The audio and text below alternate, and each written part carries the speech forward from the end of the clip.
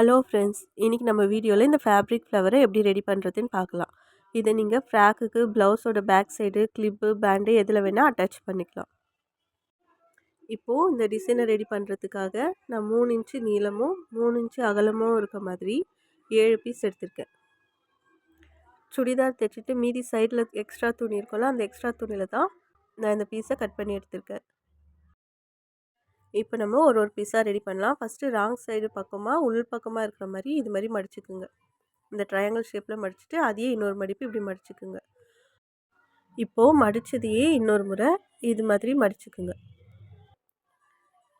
மடிச்சுட்டு அந்த சென்டர்லேருந்து இந்த சைடு இப்படி மடித்து விட்டுக்குங்க. அதே மாதிரி இந்த சைடில் இப்படி மடித்து விட்டுக்குங்க. ஃப்ரண்ட் சைடில் நமக்கு இந்த ஷேப்பில் தான் கிடைக்கும்.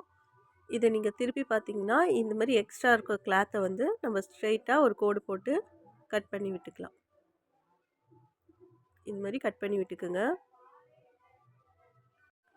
இது பிரியாமல் இருக்கிறதுக்காக கீழ்ப்பக்கத்தில் ஒரு நாட் ஒன்று போட்டு விட்டுக்கலாம்.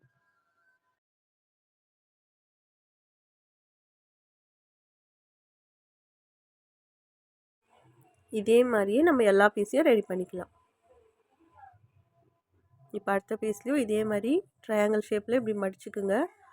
அதையே இன்னொரு மடிப்பு மடிச்சுட்டு அதையே இன்னொரு மடிப்பு மடிச்சுக்கலாம். மடிச்சுட்டு இந்த சென்டர்லேருந்து இந்த பக்கம் இருக்கிற அந்த கிளாத்தை வந்து இந்த சைடு மடித்து விட்டுக்கலாம். அந்த சைடு இருக்கிற கிளாத்தை அந்த பக்கமாக மடித்து விட்டுக்கலாம். கீழே எக்ஸ்ட்ரா இருக்கிற துணியை ஸ்ட்ரைட்டாக கட் பண்ணி விட்டுக்கலாம்.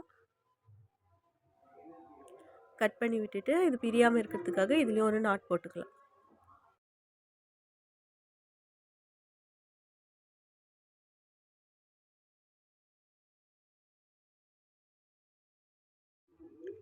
இப்போ நமக்கு இது மாதிரி பெட்டல் ஷேப்பில் கிடச்சிடுச்சு. இதே மாதிரியே நம்ம மீதி இருக்க எல்லா துணிலையும் செஞ்சு எடுத்துடலாம்.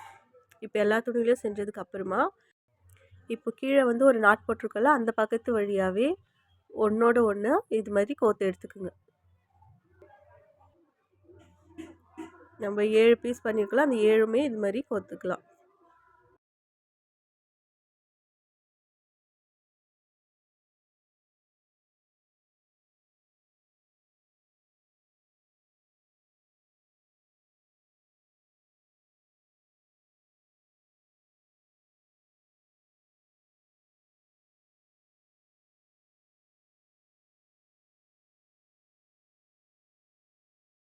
இப்போ அந்த நூலை இது மாதிரி மெதுவாக இழுத்திங்கன்னா அதுவே ரவுண்ட் ஷேப்பில் நெருக்கமாக வரும். இப்போது ஒன்றோட ஒன்று வச்சு ஜாயின் பண்ணி விட்டுடலாம். இந்த ஓரத்தை மட்டும் ஜாயின் பண்ணி எடுத்துக்குங்க.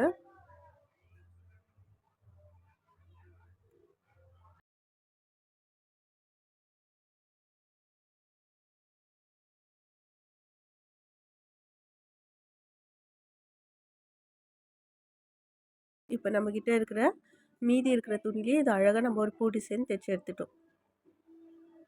இப்போ இந்த சென்டரோட ரவுண்டு கேப் இருக்கும், அதை நம்ம கவர் பண்ணுறதுக்காக பட்டன் இல்லைன்னா ஏதாவது ஒரு பீடோ எது வேணாலும் நீங்கள் வச்சுக்கலாம்.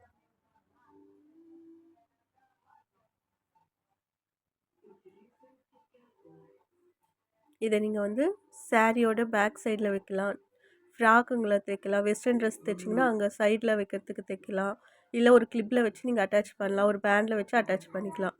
சாரிக்கு மேட்செல்லாம் வைக்கும் போது அழகாக இருக்கும். அவ்வளோதான் ஃப்ரெண்ட்ஸ். இந்த வீடியோ உங்களுக்கு பிடிச்சிருந்தா லைக் பண்ணுங்கள், ஷேர் பண்ணுங்கள், சப்ஸ்கிரைப் பண்ணுங்கள். தேங்க்ஸ் ஃபார் வாட்சிங்.